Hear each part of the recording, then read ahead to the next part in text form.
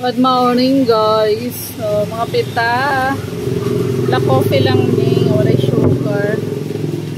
Try nato magbawas og sugar sa kalawas. Yan ako nilupak guys. Luyang ni sa Bisaya ug nilupak sa Tagalog.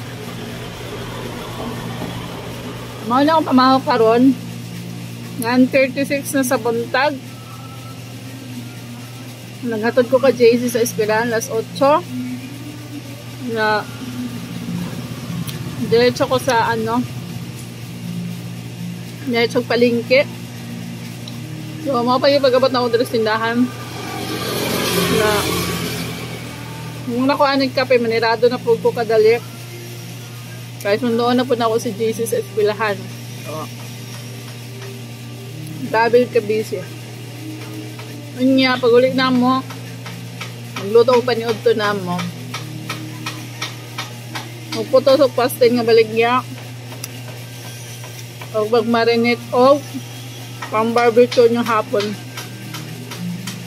O kami lang ni JC dito sa tindahan ang busy yun.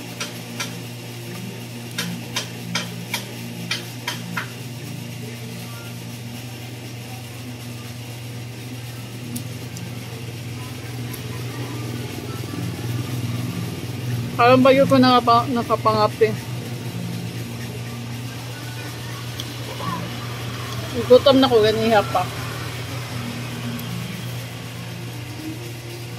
Kaya pamatay na ko 6:30. Kasi kaso kay GC, baon, iguan.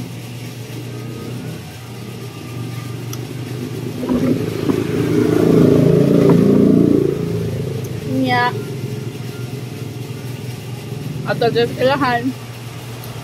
So wala ko nakapangapi.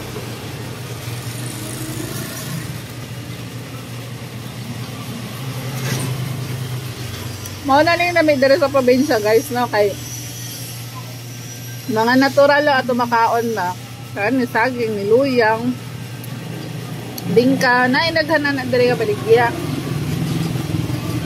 So ganahan kay ko kay kaning kuan lami ang pandesal guys pero siyempre mag-iwas sa kay taas kog acid niya.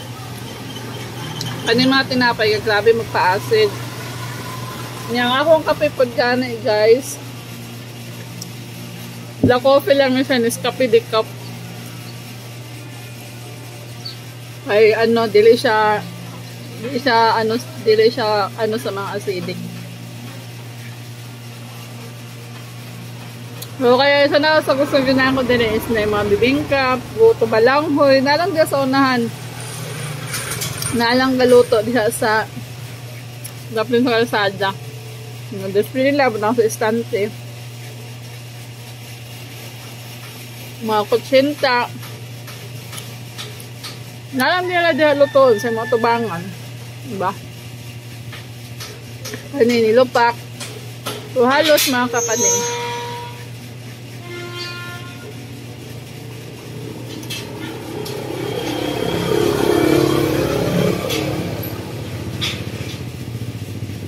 Pinamo kambyo naligo marot na ako nilupak so mga pinako ay magsunda na pagkutaod-taod.